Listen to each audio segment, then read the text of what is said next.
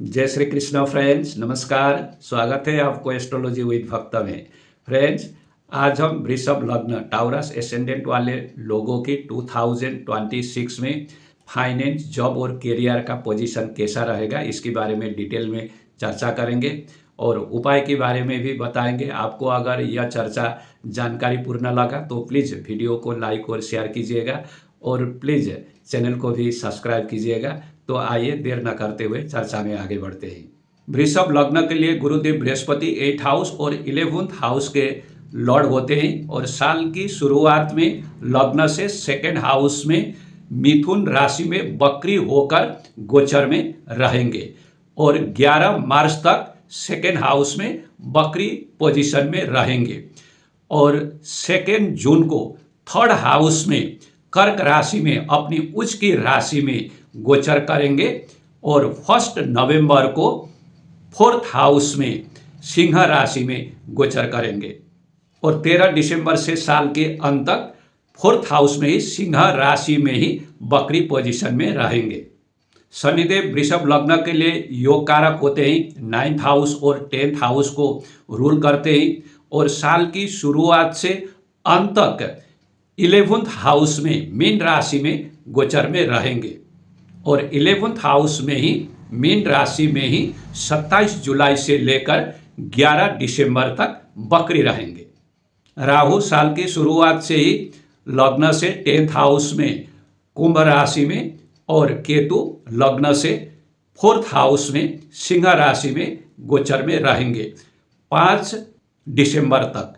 6 दिसंबर को Rahu 9th house में मकर राशि में गोचर करेगा और केतु 3rd हाउस में कर्क राशि में गोचर करेगा और साल के अंत तक रहेंगे।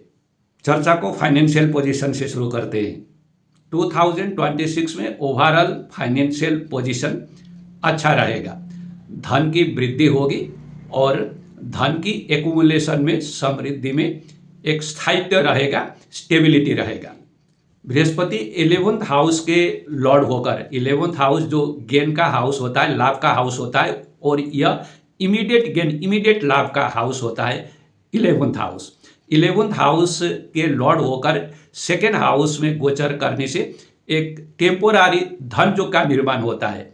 वैसे भी गुरुदेव बृहस्पति 2nd हाउस के कारक ग्रह भी होते हैं और धन दौलत के कारक ग्रह भी होते हैं, इसीलिए गुरुदेव का 2nd हाउस में गोचर धन वृद्धि करने में सहयोग करेगा, धन वृद्धि के नए मार्ग खुलवाएगा।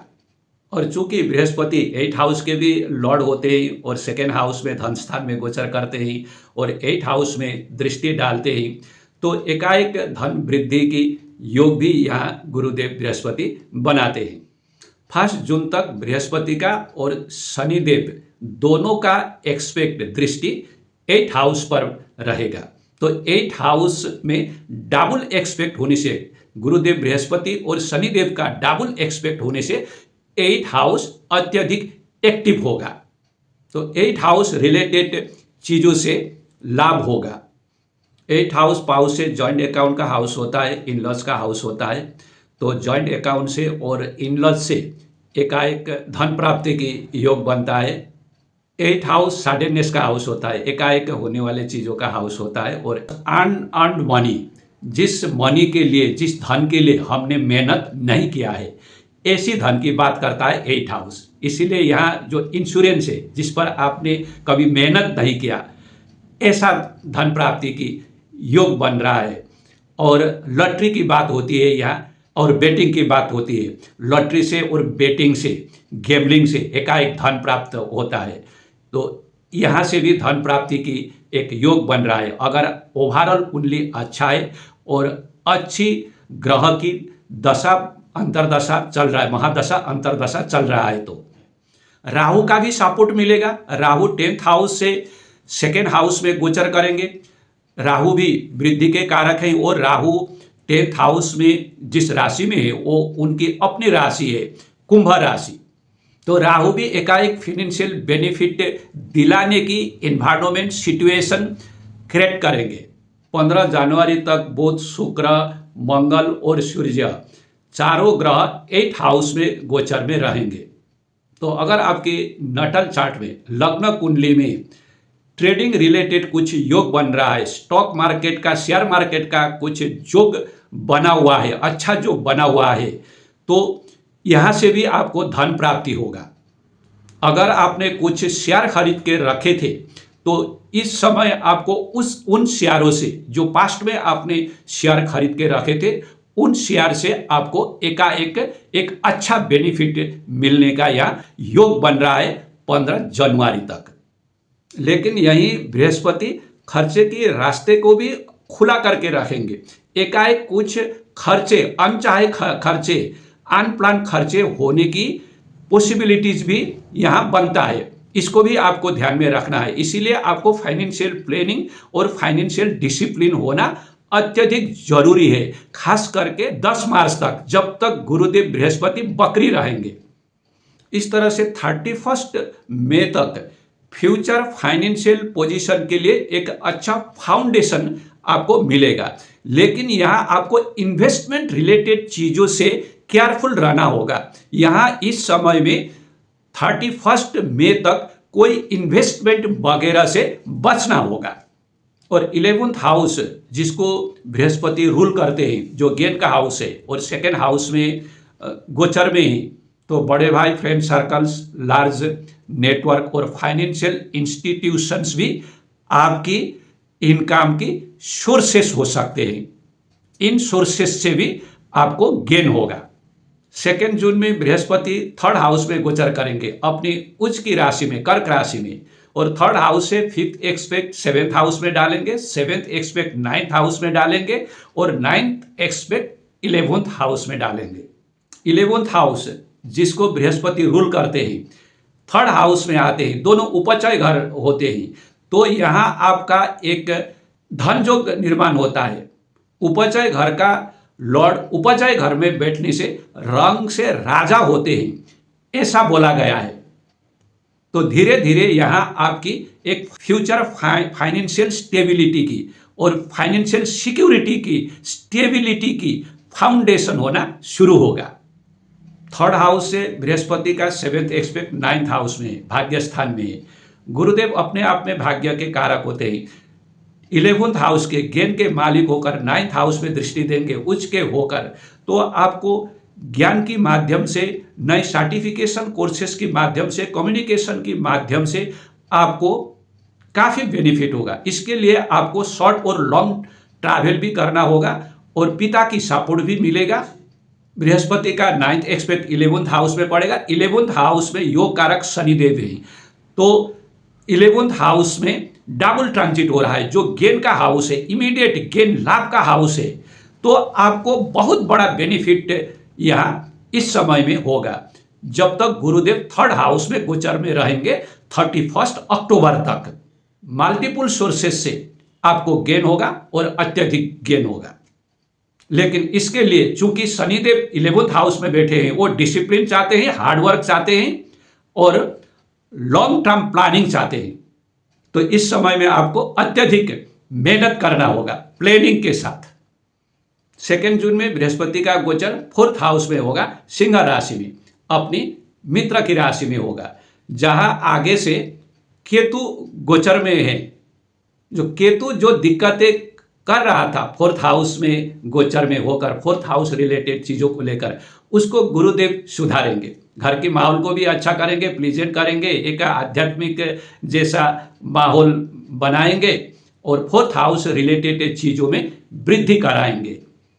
4th हाउस से हम रियल इस्टेट को देखते हैं, जमीन को देखते हैं, घर को देखते हैं, लग्जरी को देखते हैं, सुख साधनों को देखते हैं, व्हीकल्स को देखते हैं, खास करके लग्जरी व्हीकल को देखते हैं। गुरुदेव तो वृद्धि के कारक हैं, 11th हाउस के लॉर्ड होकर के 4th हाउस में आ रहे हैं, गोचर कर रहे हैं, 8th हाउस के भी लॉर्ड होते हैं, तो यहाँ पॉजिटिव अपनी मित्र की राशि में आ रहे हैं। सिंह राशि गुरुदेव की मित्र की राशि है, तो एकाएक यहाँ 4th हाउस रिलेटेड चीजों से आपको गेन होगा।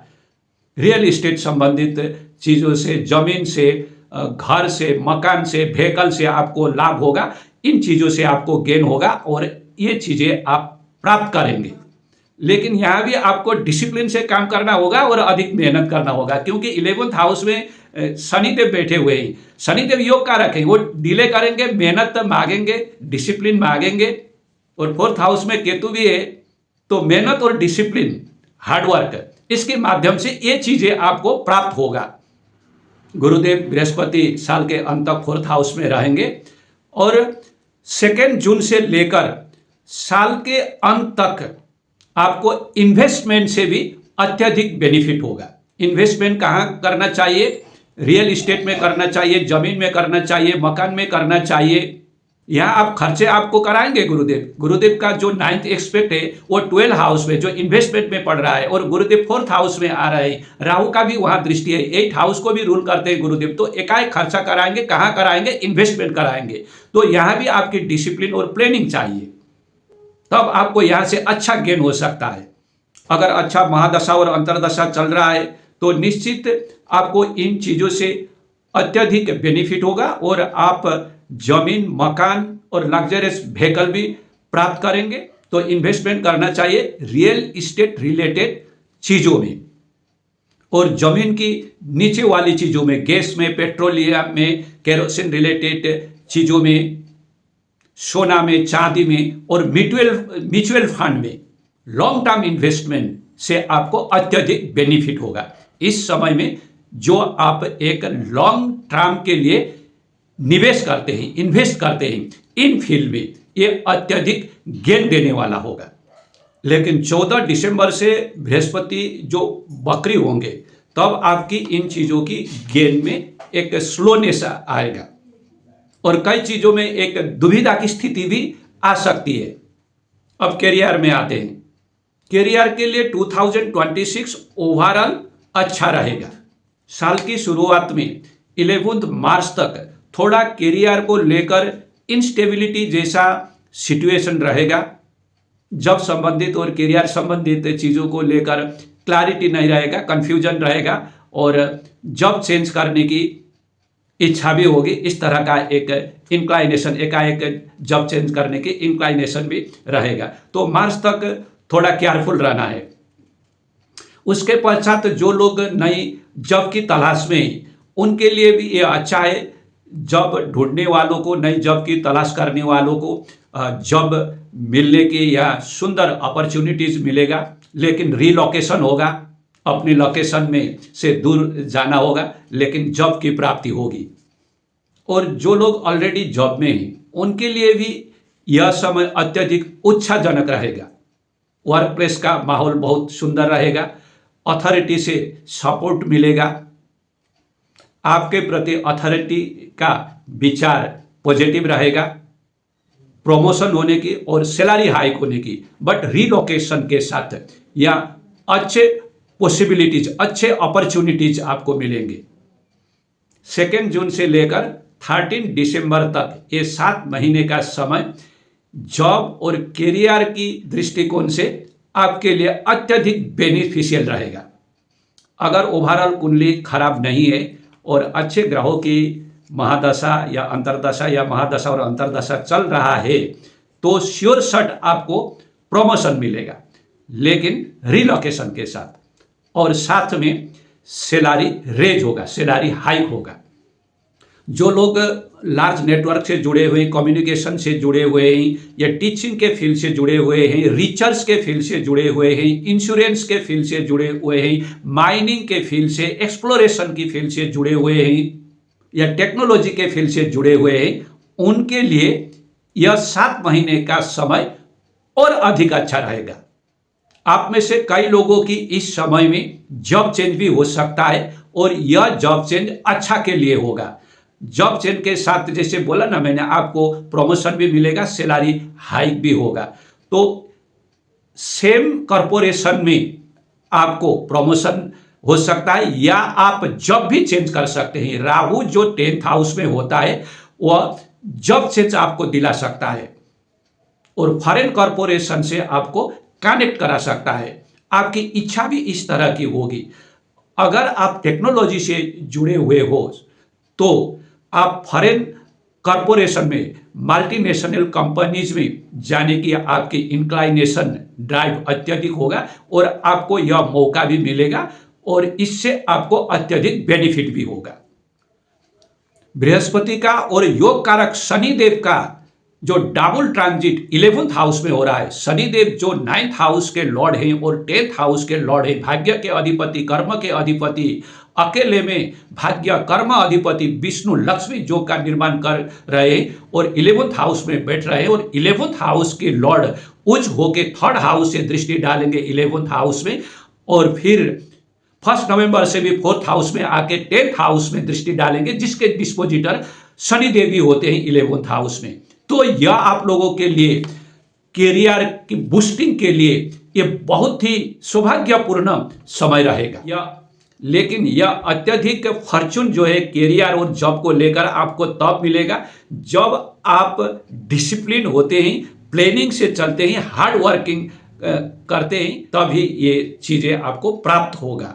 शनिदेव ये शर्त लगाकर बैठे हैं, शनिदेव वैसे भी डिसिप्लिन के कारक हैं और वो जुलाई से बकरी रहेंगे, तो आपकी जो एफर्ट है वो अधिक होना चाहिए, लेकिन निश्चित आपको ये चीजें प्राप्त होंगे।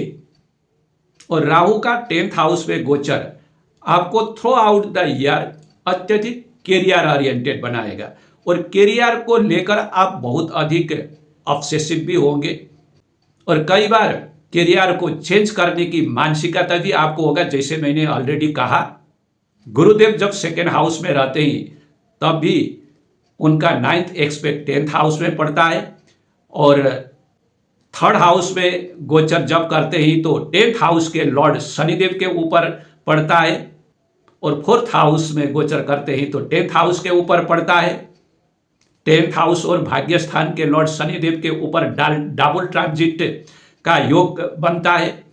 10th हाउस में राहु का गोचर होता है, तो आप अत्यधिक कैरियर ओरिएंटेड होंगे, कैरियर को लेकर ऑब्सेसिव होंगे और अच्छा से अच्छा, ज्यादा से ज्यादा कैरियर अपलिफ्टमेंट के लिए क्या हो सकता है, इस ओर आपकी फोकस अत्यधिक रहेगा, जुनून की सीमा तक रहेगा। और जब 6 दिसंबर में राहु का गोचर 9th हाउस में होगा मकर राशि में, तो यह राहु का गोचर आपको जॉब चेंज दे सकता है। अब रिमेडी की बात करते हैं, उपाय की बात करते हैं। 2026 में मेनली आपको केतु की उपाय करना चाहिए, गणेश जी की पूजा करना चाहिए। ओम गंग गणपतये नमः मंत्र की 108 बार डेली जाप कर सकते हैं। सेकेंडली कुत्तों की सेवा कर सकते हैं, कुत्तों को रेगुलरली, आवारा कुत्ते को हो या अपने घर में पाले हुए कुत्ते को हो, आप सेवा कर सकते हैं। इससे केतु की खराब प्रभाव में काफ़ी हद तक कमी आएगी। सेकेंडली बृहस्पति की उपाय भी करना चाहिए। बृहस्पति 8th हाउस को रूल करते हैं, 11th हाउस को रूल करते हैं, लग्न के लिए अकारक होते हैं और बकरी भी रहेंगे। तो आप गुरु की गायत्री मंत्र ओम गुरुदेवाय विद्महे परब्रह्म धीमहि तन्नो गुरु प्रचोदयात्, इस मंत्र का 108 बार डेली जाप कर सकते हैं, करना चाहिए। और थर्डली शनिदेव की जेमस्टोन नीलम रत्न 3.5 से 4 कैरेट के बीच में लोहे की धातु में जड़कर मध्यमा उंगली में शनिवार के दिन सुबह पहनना चाहिए। अगर उस दिन आप व्रत रखते हैं, फास्टिंग रखते हैं, तो आप दिन के 2 बजे के बाद या सूर्यास्त से के समय में भी शनिवार के दिन इसको मध्यमा उंगली में धारण कर सकते हैं या शनि की होरा में भी आप धारण कर सकते हैं। शनिदेव आपकी फास्ट रेटेड योग कारक प्लैनेट होते हैं, 9th हाउस और 10th हाउस के लॉर्ड होते हैं, तो यह रत्न आपको जरूर पहनना चाहिए। और नीलम के अतिरिक्त आप पन्ना पहन सकते हैं, लगभग 6-7 कैरेट का पन्ना सोने की अंगूठी में, सबसे छोटी उंगली में, लिटिल फिंगर में। शुक्र के लिए ओपल धारण कर सकते हैं या डायमंड धारण कर सकते हैं। ओपल धारण करते हैं तो सोने में करना चाहिए, लगभग 6-7 कैरेट का करना चाहिए और अनामिका फिंगर में करना चाहिए। शुक्रवार के दिन सुबह या डायमंड पहनते हैं तो ये आधा कैरेट से थोड़ा कम का होना चाहिए। ये प्लेटिनम में पहन सकते हैं या सोने में पहन सकते हैं डायमंड। ये 3 रत्न आपके लिए अत्यंत लाभदायक रहेंगे सारा जीवन के लिए।